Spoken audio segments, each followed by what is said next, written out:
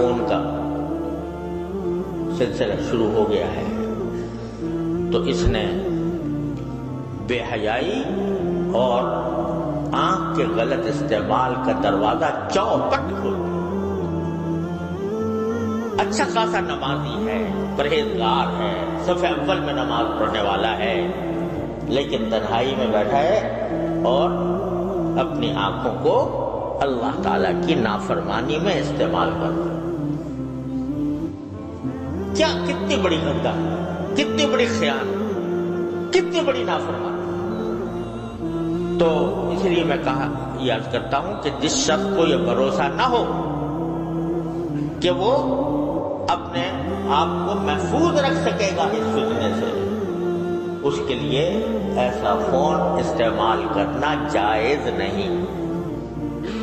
جس کو یہ بھروسہ نہ ہو۔ اگر بھروسہ ہے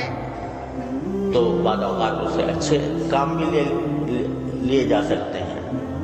لیکن پاؤں پھسلنے کا ہر وقت خطرہ،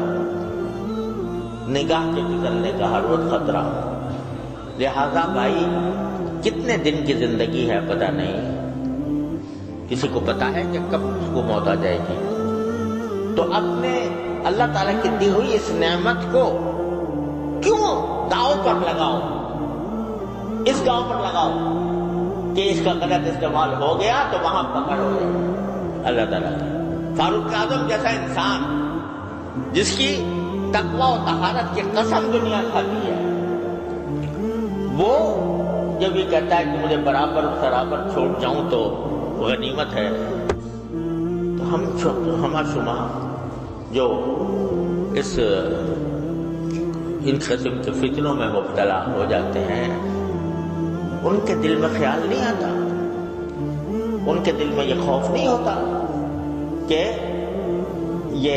جو ہم اللہ تعالیٰ کی نعمتوں کا غلط استعمال کر رہے ہیں، ایک دن اس کا حساب دینا ہوگا، ایک دن اللہ تعالیٰ کے سامنے حاضری ہوگی، اور ایک ایک نگاہ جو جس چیز پر ڈالی ہے اس کا حساب مجھے دینا ہوگا۔ تو اللہ تبارک و تعالیٰ آپ کو کرے۔ اور بھائی دیکھو، یہی وہ چیز ہے کہ جو انسان سے محنت، مشقت اور اپنے نفس پر زبردستی چاہتی ہے، زبردستی۔ بہت عرصے تک میں بیان کرتا رہا ہوں، یا الذین آمنوا اتقوا اللہ وجاہدوا فی سبیلہ، کہ تقویٰ کا راستہ یہ ہے کہ اللہ کے راستے میں محنت کرو،